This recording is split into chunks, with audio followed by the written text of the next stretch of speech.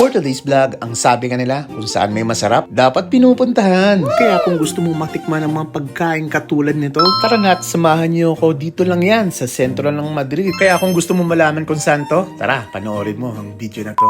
Hola mga kabayan, kaya pag ikaw ay nandito sa Madrid, Espanya, isa ito sa wag mong palalagpasin pag nandito ka sa Madrid, ang Book Garden. Dahil sa pagpasok mo pa lang dito ay sasalubungin ka na ng mga gwapo at nagagandahan natin mga kapwa Pilipino. Aaskasuhin ka nila ng todong-todo. Pagpasok mo pa lang dito ay makikita mo na ang nagsasarapan nilang mga pagkain. Sa sobrang dami ng menu nila, ay mabubusog na rin ang mata mo sa kakatingin. At halos Asian food lahat ng pagkain nila dito, kaya saktong-sakto sa mga katulad nating mga Pilipino.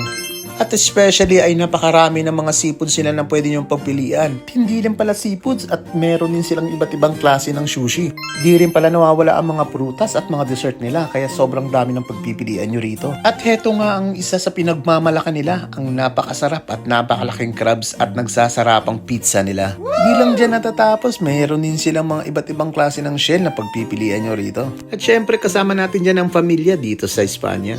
Makikita nyo naman dito kung gaano kalaki at gaano kataba ang mga crabs nila. Kaya pag nandito ka, masusulit mo talaga. Titikman na rin natin ang pinagmamalaki nilang lechon na manok. Heto lang nga masasabi ko mga kabayan. Sobrang sarap nito. Kaya pag nandito ka, hindi mo makakalimutan ang lugar na to. Kaya sa halagang 15 to 20 euro ay masusulit mo talaga ang binayad mo rito. Pagdating naman sa mga sweet ay hindi sila nagpapahuli dyan. Meron din silang chocolate fountain dyan. At meron din silang ice cream na pwede nyong pagpilian. At kung kayo ay sobrang dami pag pumunta rito, huwag na huwag kayong mag-alala kasi meron din silang space rito pababa at sobrang laki nito mga kabayan. Heto ay iikot ko kayo rito sa baba ng pwesto nila. Dito nga ay mababasa mo mabuhay at hihintayin kita sa Madrid. Yan ang mga senyalis na maraming Pilipinong nagtatrabaho rito mga kabayan. At ilalagay ko nga rito sa video ang pangalan ng buffet at schedule at presyo ng mga pagkain nila.